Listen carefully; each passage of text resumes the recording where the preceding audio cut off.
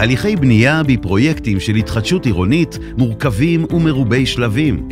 אבל עם חברת יריב בכר הנדסה, ניהול ופיקוח בע"מ לצדכם, אתם בידיים טובות. החברה שלנו תלווה אתכם בכל שלב כדי להבטיח כניסה חלקה ושקטה לדירה החדשה והמודרנית שלכם.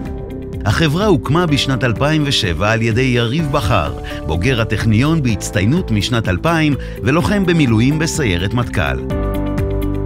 לאחר שצבר ניסיון רב בניהול תהליכי בנייה, משלב התכנון במשרד ועד היישום המדויק בשטח, החליט יריב להקים גוף מקצועי ומיומן שמטרתו לסייע בליווי פרויקטים של התחדשות עירונית מטעם בעלי הדירות.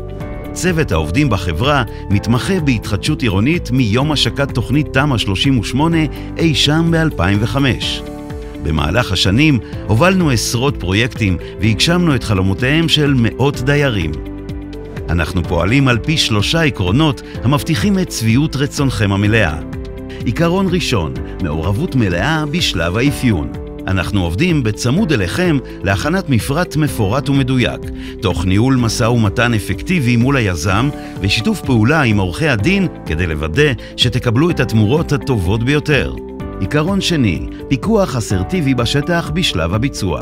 הצוות שלנו בודק באופן קפדני את ההתאמה בין התוכניות להסכמים ולביצוע בשטח, מפקח על איכות העבודה ועל החומרים בהם משתמשים ומקפיד על עמידה בזמנים, כל זאת כדי להבטיח את התוצאה הטובה ביותר עבורכם.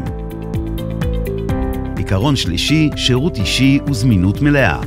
אנו מקיימים פגישות חודשיות לעדכונים שוטפים, מלווים אתכם בכל שלב, נמצאים לצדכם בעת מסירת הדירה וממשיכים ללוות אתכם גם במהלך שנת הבדק, כל מה שצריך כדי שתוכלו לישון בראש שקט.